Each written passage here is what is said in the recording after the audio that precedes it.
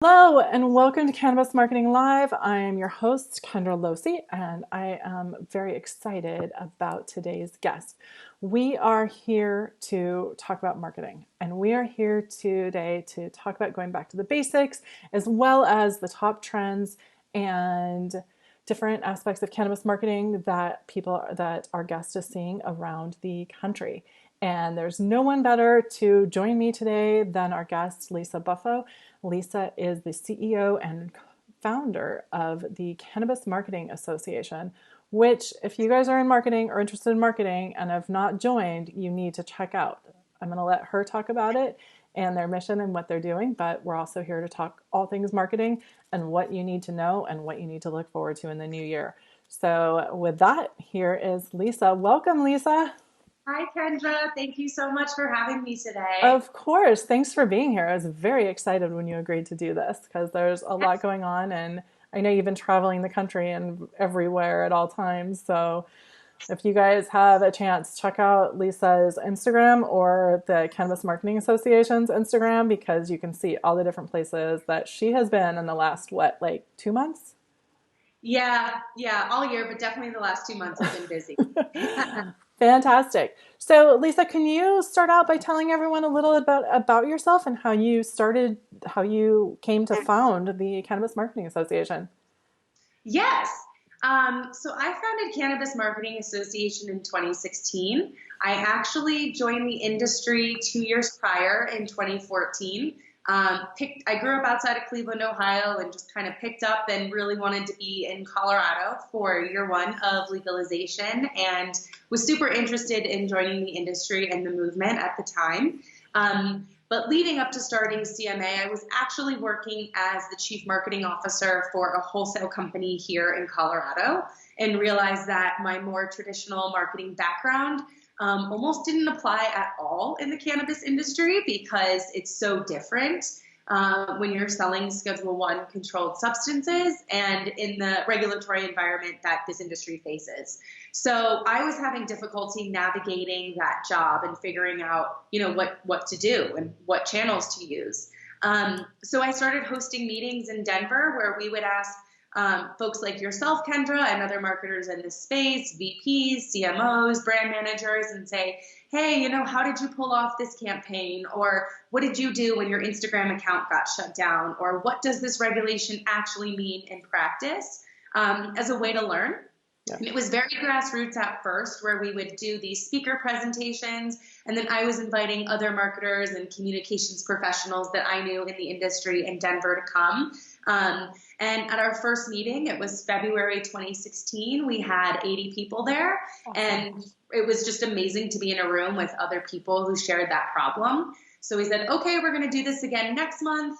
We're going to bring food and drinks. We're going to up the production value. And we just kept going.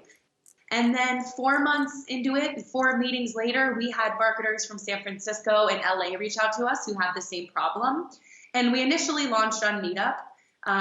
And that's how they found us. And so I flew out to California. We launched out there. And then, the momentum kept going. So we really started to say, interviewing our attendees and saying, hey, if we turn this into an organization, what benefits and services could we provide that would be valuable to marketers in the space?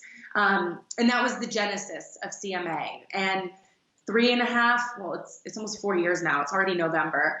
But 4 years later, we have chapters in 9 different cities. Our membership is growing every month. And what we do is we do monthly webinars, and then we do speaker presentations and panel discussions in each of those cities. And then we film them and put them online for our members. So we're building out an online member portal that'll be a one-stop shop resource for cannabis marketers to help them understand what's going on, not only in these locales, but also nationally. So that's the long story short of how we got here. I love it. I know I started in the industry. I started my agency in 2016, and my very first client was a cannabis client. And so I was doing so much research to try and figure out how to, what was needed, what were the rules, what was going on, what the space looked like. That having that resource that you're building now will be such a help to new people coming into the industry. And honestly, people in the industry to see what's working and what's not working around around the country. It's Totally. fantastic. So, Yeah. totally off topic question before we get into the tips that we're going to share.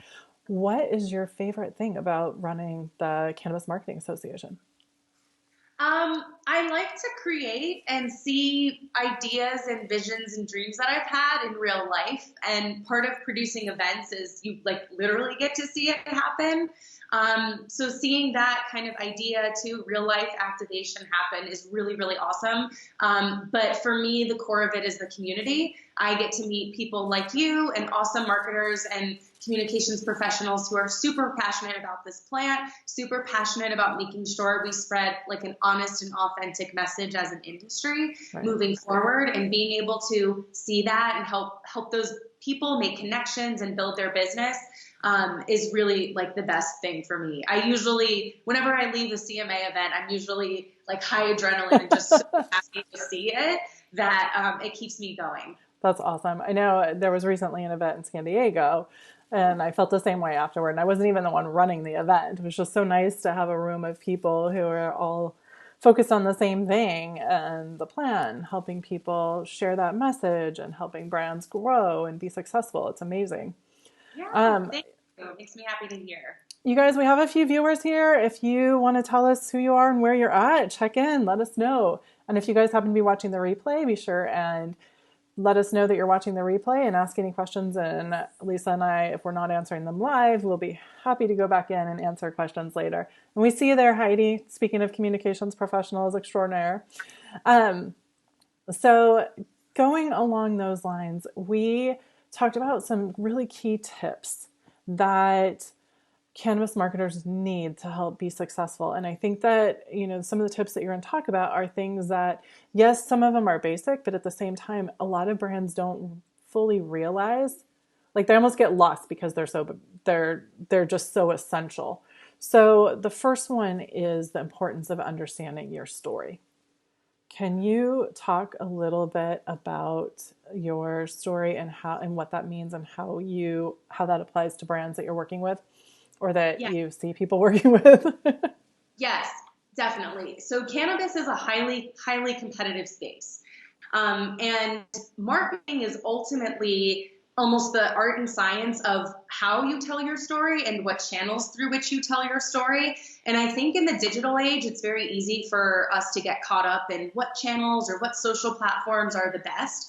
But really, that's almost secondary to what is your story. And they're just means in which to tell your story. And I think that I know for me that the brands that resonate the most for me are ones who I'm excited about what they stand for. I love their founding story. I like how they engage with me. So I think at the basis of all marketing is understanding what is your story and what makes you different.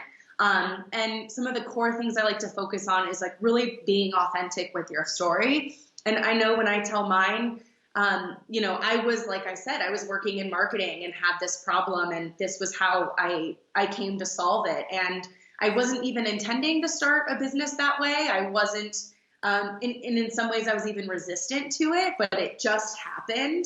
And so that's maybe not the nice package story that I had this great idea and then, it evolved in this way, but it is my story and it is true.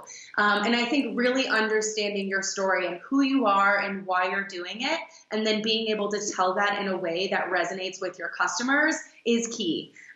Because we're no longer in the days of marketing where you can just say, oh, I'm selling weed and weed will sell itself. Like, why do you need branding and marketing? Like, those days are gone. The days of just throwing a green cross or green leaf on your logo and having that work for you is also like far gone. So really knowing what your story is important. And for two reasons. One is not just in the ability to connect with your customers, but also internally in terms of your team. If you want to grow and scale a company, then you want your employees to know, why are they working there? What do you stand for? And how should they be thinking about and making decisions? And if you think about that earlier, it's really win-win-win all around, because you're empowering your team, you're really getting clear about who you are, and you're going to find ways that are more authentically going to connect with your customers. And then once you've got that nailed down, then you can start thinking about channels, whether it's social or print or digital, and what's the best avenue to tell that story. But if you don't have that story first, it's almost like, what are you talking at? And what is it? What's the substance of what you're trying to say? Absolutely. And I think that a lot of people underestimate the power of that. And I've been doing a lot of research lately because I'm always so fascinated on storytelling, particularly that aspect of marketing and the psychological connection. But the actual neuroscience and the connection to the brain that people get from a story that engages them and makes them care and actually shows the transformation is huge. And it's actually proven how it affects the brain and why people connect better, on a scientific level. It creates that I'm not good with science. It creates the endorphins and it creates all of those chemicals that release in your body physically when you are connected to a good story. And so it's so important for brands not to get lost in here's my brand, here's pictures of people using my product, here's people, here's how happy they are, relaxed they are, whatever it is, here's how they change how they feel. It's also that connection to the brand. And I know personally that when I'm introducing people to new products, if they're asking me, I always start with the brand story. Hey, there's a great brand. This is how they started. This is what they do. This is why I like it. Like, I don't just say, oh, this product is going to solve your problem. Yeah. And I think that not enough, I'm still seeing not enough companies, across the board, not just cannabis, but it's even more important for getting around some of the laws and regulations to have that included. It's so important. Are there any, and I'm not sure if you want to answer this question, so feel free to nod, but are there any brand stories that stand out that you really like to share or use as examples? Yeah, I like Papa and Barkley's story. Yeah. So they also have fantastic products, and Right. I heard their story, I tried their products, and everything was just a match. They had this really authentic story about the owner and his dog Barkley and how he was creating these products to help himself and help others that he was close to. And then I tried the products and was like, this stands up to what they've said. And I also felt that their messaging is quite authentic. And quite clear, and their customer service, like every interaction I've had with that brand has been consistent with the expectations they've set. And that's another thing I think some companies miss is they either treat their customers like just a means to get dollars, and they almost forget that they're human beings too, right. And that they're using their products and they're emotional, sentient beings that have feelings, and I just felt such a alignment with what their story was and how their products worked and in their messaging and communication. So I do like them. Yeah. It's always a good one too.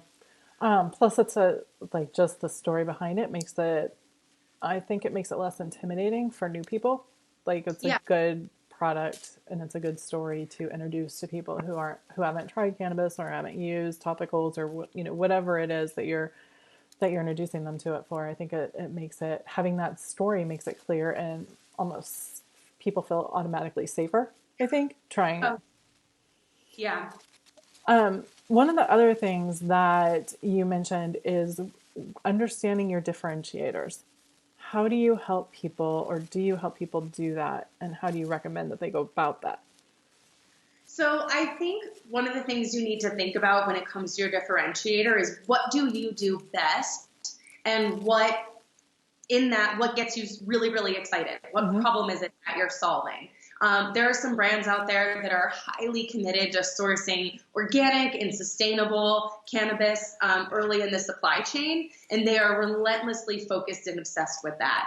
And I think to think about your differentiator is what do you do best than anybody else, and what are you willing to commit to doing better than anybody else? And then really focusing on that difference, because cannabis has such a wide spectrum of uses. But it is a commodity and it is a product that we put into and on our bodies. And I think that those who are clear about their differentiators are going to have the best shot at connecting with consumers in a way that is authentic. And it also gives consumers a way to measure the brand against others. Right. And I think, that's also tied with your brand story and your values. Mm-hmm. based on your story. Why are you doing this? And what do you care about? And when those things all align, it makes it much easier for potential customers and current customers to say, yep, this is a brand I want to spend money on. And this is a company whose products I want to endorse and buy. Absolutely. I love how you said truly committed, and it all ties together, because if it doesn't tie together, it's not authentic. I think that one of the things, the term I've heard lately that I love the idea of, is finding your edges, right? So not just pushing back, because everyone's going to say they have the highest quality, right? No one's going to say they have a bad product. No one. Everyone believes they have the best product, but why should someone care? Like, what is it that makes your product different? And if you can push your commitment, like you said, to the edge and really emphasize those edges, that is going to help you stand out. And people know. I mean, people know if you're not being authentic. If you're saying you're organic, and then everything else you use, you have, tremendously wasteful packaging or something, and you're saying you're organic and committed to the environment. Like, people see that. But you've got to be authentic and stay true to what you're really trying to represent, and then carry that, like you said, story all the way through. I love it. I could talk about this all day with you. Yes. One of the other things that you mentioned is being proactive about learning about the industry. Yes. And this is not just for people coming in. What have you seen people make mistakes by not doing it? I think we all have some of those examples. Yeah. What's And your favorite story around that?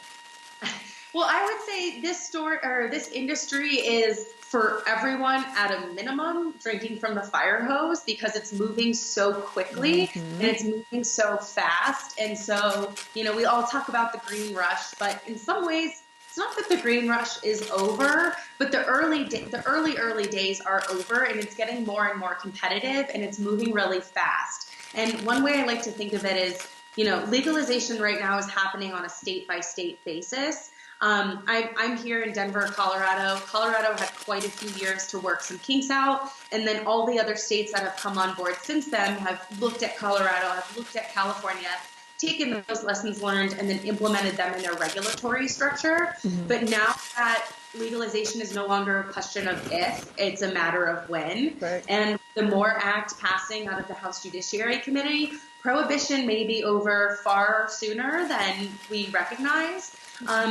So the learning curve is now even steeper for those who are getting into the industry. And these new states that are coming online now are having to learn much quicker and much faster, because consumers are more ready for this. And more consumers are coming to dispensaries now in 2019 and 2020 than maybe they were in 2015 and 2016.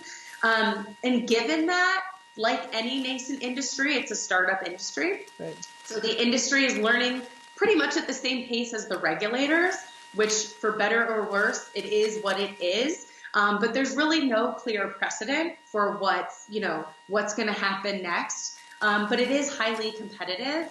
And so I just think that staying on top of your industry knowledge, and particularly if you're in the buying, selling, growing, or touching of cannabis, it's extra important, right? Because the regulations are changing.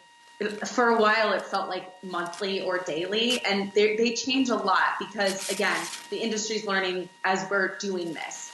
And so staying on top of those is really important, because that can be what can make or break your business. So compliance at a base is at a minimum what you need to know and understand, but it's also the greater context of the market forces, what people are asking for, and what this transition of ending prohibition to being fully legal is going to look like. And it's not perfect, but the more informed you can be, the better chance you have at staying on top of things.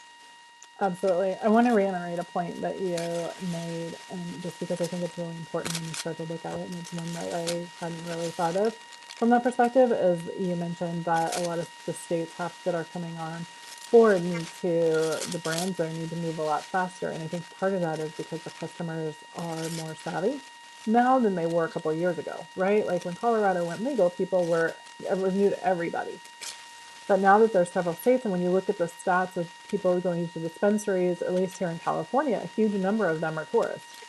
They're from places where it's not legal, and I know it's true in Colorado, and I'm sure it's true in Washington, Oregon, and the other states as well. But I think that, if the customers are getting more savvy, you need to be past that already, right? Like as a brand, you can't start down here and ramp up quickly. You've got to be already there when you start and be Yeah. ready across the board with everything when you start because expectations are that you're going to already be there. Yeah.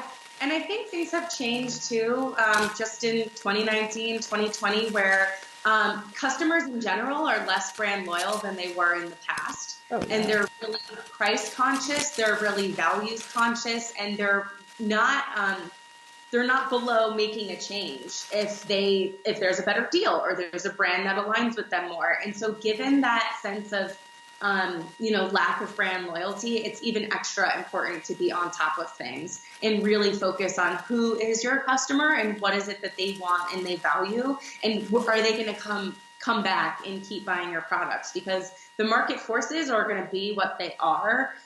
We know in California last year, and we've seen it happen in Colorado, where the state will pass new regulations on packaging, and then these businesses have to totally redo their packaging.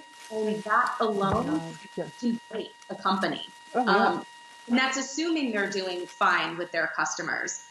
So given that these things are happening on the industry side of things as well, it's really important to be proactive and be on top of everything we've talked about, your messaging and connecting with your customers, because they're not necessarily going to stay with you just because you're you.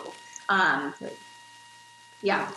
I think that's really, brand loyalty and creating that loyalty is really, it's always tricky when you get to particularly consumer packaged goods, right? Because you have the intermediary doing the selling and they're the ones that own the relationship. So when you have a brand that's trying to bypass that and build that relationship directly, when you have limited use of social media, when you have limited ability to do that, it really, it goes back to your original point of it's incredibly important to have your story locked in so people remember it and come back to you again and again to reiterate it and make sure that everything's still there to build that loyalty. Yeah.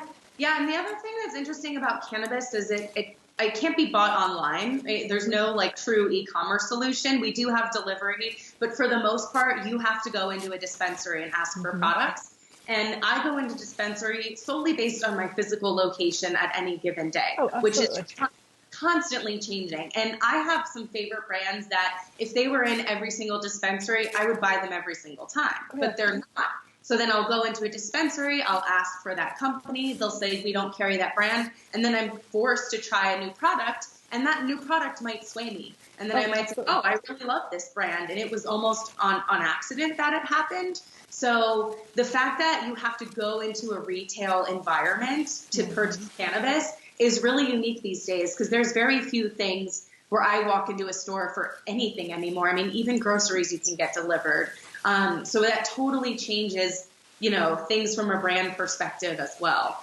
Oh, it's true. There is a beautiful dispensary here in San Diego, and it's not that far from my house, but you can be sure that I'm going to go to the one that's right down the street, Right. literally, on any given day, because I know that, to your point, I'll be able to find what I'm looking for, if not something somewhat equivalent, right? Like, it'll be good enough for now. And when I Yes. get myself back over there and have to like admit to walking into a real live store, I'll Yes. be getting the products I really want. But in the meantime, these are great. Yes, And location's going to win every time. it does. It's absolutely true. Like, and that actually is something for the dispensaries, right? Because you want to create that great experience that's going to make something even beat out over location. Yeah. Yeah, and I think for newer consumers, the retail experience is particularly important. And we Mm-hmm. can use my parents, for example, who are baby boomers. They don't want to go into a dispensary Oh, that no. isn't a very nice, clean retail experience, and they are willing to travel far for it. But for someone of myself who's not in that generation, is just like you, where I'm going based on location and convenience and ease. But I'm more cannabis not friendly, but totally comfortable in the space, Right. that the retail experience is not going to make or break my purchasing decisions. Absolutely. Absolutely.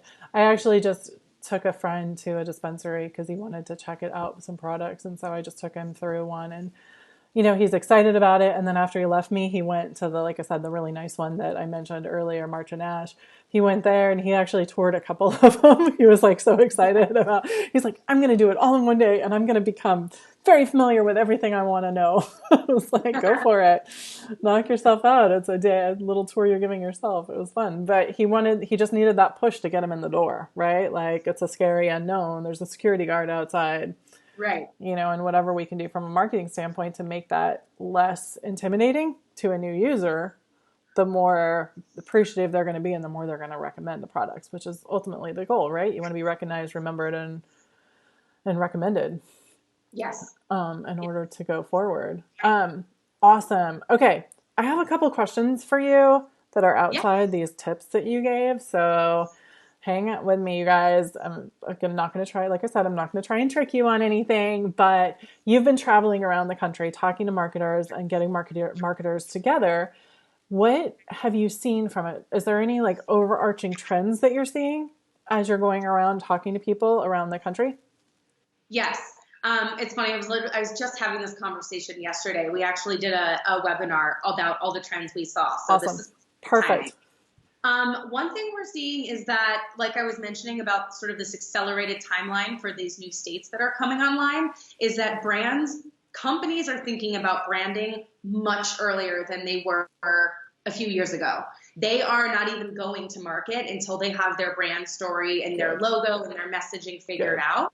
Where before it was happening almost in real time. And so much so that, I mean, there's even major brands here in Colorado, like Native Roots and Keef Cola, who they're both well-established brands and large companies here. But they've just recently done rebrands this year to stay on top of who is the modern consumer. Mm-hmm. And so Native Roots' original logo had a green cross in it, and Keef Cola's had the cannabis leaf.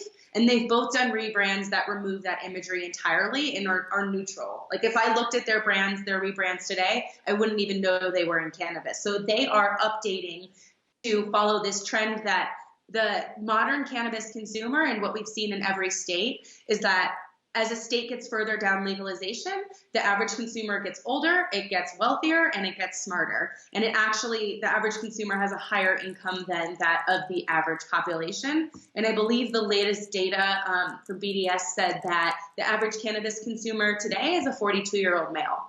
And that number, they've gotten older as time's gone on. So we're seeing brands really think about this more and saying, we need to focus on who our consumer is, and we can't even go to market without a solid brand. So thinking about branding earlier and earlier is one trend we've seen consistently. The other one is that I really thought when we launched all these chapters and, started doing this, that there was going to be far more differences regionally than there are. And what we've actually seen is that the struggles cannabis marketers face are quite consistent across the board. Yeah.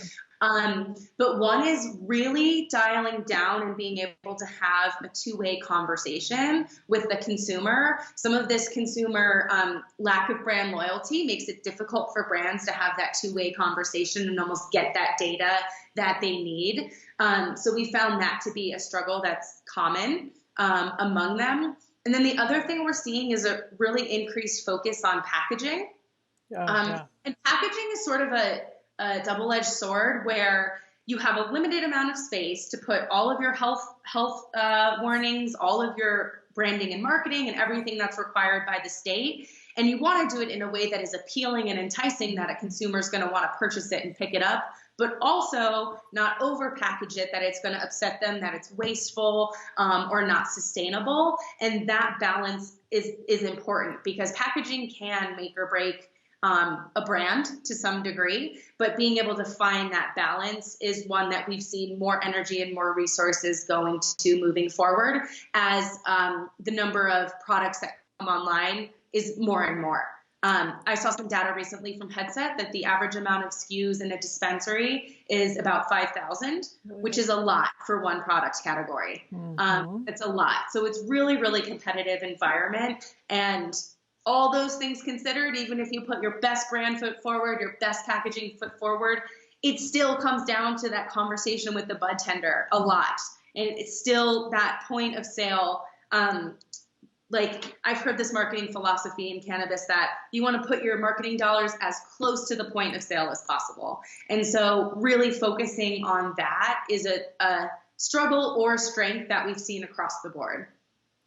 No, that makes sense. And I really like that I really like how you describe that because it's so true. And I saw it when like I said, I saw it when I brought my friend who's actually in advertising to the dispensary because he was overwhelmed by all the different brands and they're all piled, stacked on top of each other. And if you Right. don't know, you are at the mercy of whoever you're talking to because Right. you're not at their mercy, right? But you're going to be influenced by their recommendations. So whatever they Mm-hmm. like, whatever they're looking at, whatever brands they like for whatever reasons, that's what's going to be recommended to you. Yeah, and they're actually it's sort of funny because I've had conversations with bartenders. Well, I'll go in and express a brand preference or ask for a brand, and they're like, you're not gonna like that. You should try this." And it sort of took me aback, like, wait, but I just asked for that. But Yep. they do feel very strongly, and they Yep. are very educated on this space, and they're not afraid to make recommendations or have that conversation based on their own brand preferences. So, bartender education is also critically important. The data I would actually really like to see is how much the bud tender recommendations or how much the bud tender influences somebody based on how cannabis comfortable they are. Right? So Yeah. if they're new, I would think that the recommendations are going to be really high and that's what they're going to go with. If they're savvy and they know what they want, the bartender is going to be like, sure, here you go. Right? But there's got to be a breaking point where somewhere in the middle there, you're like, okay, I'm a brand. I'm going after this audience and this segment of the audience. How, do I need to bother putting my dollars as close to the point of sale as possible? Or should I be focusing on loyalty because they already, I'm going after a more savvy customer. Yeah. Um, I know it's hard to quantify that, but I'm like, oh, it'd be really helpful. No, I definitely understand what you're saying. um, but so I know we're getting to the point of we're wrapping up here. Like I said, I could talk to you about this all day long because I think the information and what you've been learning and the everything you're offering for marketers like myself is so important. So wait, oh, sorry. There goes the little guy. Every now and then when I'm doing this, my dog needs to jump in and say hi. Sorry about that. I don't have a filter Okay. here today. um, so my questions for you as we're going is, do you have any last trends or recommendations that marketers, like if someone's getting started in the industry, where do you recommend they start out? Um, so two things with that. One, I think for brands, the way I would answer that question is understanding what metrics are important to you and what data you need to collect, because there's a lot of data out there in cannabis, like a lot of it. And it's all great and good information, but understanding what metrics are important to you based on, your goals as a business, and then making sure you're understanding and collecting information that's either going to bust or reinforce those assumptions. And I've actually seen not enough, I think, data collection or hard analysis about what is success from a brand perspective. Yes, revenue is one metric, and that one's always great. But are you getting new customers every single time? Do you have repeat customers? Why are they coming back? So I think being really thoughtful about what information you're collecting and how you determine success beyond revenue is something I personally wish more brands and more companies were doing. In terms of new marketers and professionals in the space, I will say that it's almost like the entry-level job problem. Like, oh, we want employees that have experience, but you just graduated college. It's the same thing with cannabis where, oh, that's great, you've been in marketing for 20 years, but you're basically starting over when you come here, and we want to see cannabis experience. So I think that the earlier and the sooner you can start working with brands and getting that experience and helping out, even if you maybe have to take a step back and start at a lower level, is super important to being able to have true trajectory and credibility in this space, because you can say you've worked in alcohol, you can say you've worked in other vice industries, but it is just not the same. And brands are very finicky and particular about who they're hiring, and they do want to see cannabis experience. So I would say definitely to stay open-minded about how you can get that experience and how you can get involved, because I know for me, I've done lots of reading and lots of learning, but 90% of the knowledge I have is just hands-on, boots on the ground. And it's been the knowledge that's been valuable to me. Absolutely. Yeah, and I think, networking and attending events, I mean, I'm a little biased because I host events, but I do think it's a really helpful way to meet people and understand their experiences, because when I speak with business owners, their struggles are more similar than they are different. But they're also learning as they go, just like we are, but they have a lot of skin in the game. So I would say just getting in there and doing the work, and finding ways to really help improve for some of these brands in the industry, because we need talented professionals, and we need talented professionals who are committed to really holding high standards for what the modern era of legal cannabis is going to look like. And I take that very seriously and important, because we are setting that tone now. And prohibition is going to end soon. And so the work we're doing now is going to set the tone moving forward. And so I think coming at it with a high quality, really knowing your why, and then, doing the work is super important. Love it. I think that is fantastic advice. And, it's absolutely true. I think that those of us that started earlier were trial by fire and figuring all those things out. And now as brands are more savvy and looking for that, you have to have that experience. So however you can get it, if it's important to you, you're going to do it. Yeah. Okay, Lisa, your answers have been awesome. I want to ask you a speed round. So Yes. Are you ready? Yes. Ready for the speed round. Okay, awesome. First question. Pretend there's a timer. The first question is, what is your favorite cannabis product? And if you want to do it by category, go for it. Yeah.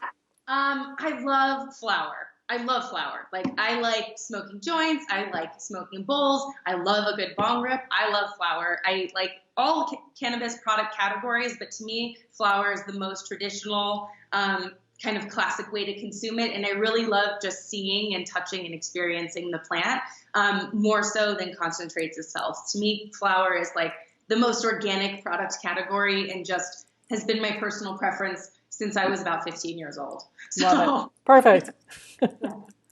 Are there any, well, I think this is a given, so I know the answer already, but are there any podcasts or resources that you like to pay attention to in order to learn about marketing and the industry? So for the industry, Marijuana Business Daily has such a high standard of journalistic integrity that they put out great information, and highly suggest signing up for their newsletter. For marketing, there's a really good book called The New Rules of Marketing and PR by David Meerman Scott that I like. But really, I just stay in touch with what's going on through social media a lot. Yeah. And your own association media. Yes. Well, and for us, we actually are releasing our own podcast called Party Like a Marketer that's coming out. And we do events and webinars. So check out Cannabis Marketing Association, because we have good content as well. Perfect. And that is a great segue. I'm going to put you on the screen with your contact information below. Lisa, the last question is, how can people get a hold of you? And you have a big event that I want to give you a chance to talk about, because that's coming up soon too. Yes. So in February in 2020, we are hosting the first ever Cannabis Marketing Summit in Los Angeles. It's the 25th and 26th, and it's going to be 2 days, deep dive, all things cannabis marketing. And really the whole objective is to talk about what do marketers and brands need to think about before, during, and after the end of prohibition, because it's happening. And once that happens, a lot's going to change. We're going to see a lot of M&A activity, and companies need to be ready. So that's what the summit's all about. And if you check out cannabismarketingsummit.com, we have tickets on sale now. And if you go to thecannabismarketingassociation.com, you can learn more about our membership, check out our webinars. We have some free events, and then see if we have a chapter in a city near you. And you can find me on Instagram at LeeBuff and at Canna Marketing for the company as well. Awesome. You guys, the website and the Cannabis Marketing Association's Instagram are on the screen right before with Lisa. I'm going to flash it one more time. Wave, Lisa. It's just you on the screen. Perfect. All right. The information's below her. Okay, you guys. Lisa, thank you so much for this. You are doing a meetup next week at MJ BizCon? Yes. So if you're going to MJ Biz, also check out our website. We're doing a mixer on Wednesday night, the 11th, at the Rio Hotel at the Presidential Suite, and all that information's on our website. Perfect. Any other things we need to that you want to plug really fast before we go? Um, that's it. Come to the summit, join the membership, and reach out to me. I'd be happy to talk with you and onward with your cannabis marketing. I love it. Thank you so much, Lisa. I really appreciate it. All you guys that have been watching, appreciate you. Thank you. And we will be back. I'm really excited. I already have a couple guests in the new year. One of them is AJ Wilcox, who is with B2 LinkedIn, and he is a LinkedIn advertising professional. I've met him at Social Media Marketing World, and you guys, he's one of the best people with LinkedIn advertising, and he's been recently working with a few cannabis companies. So he's going to share what he's been doing in January. Excited for MJ BizCon. Have a great rest of your week. Thank you. Bye. Thank you. Bye, everyone.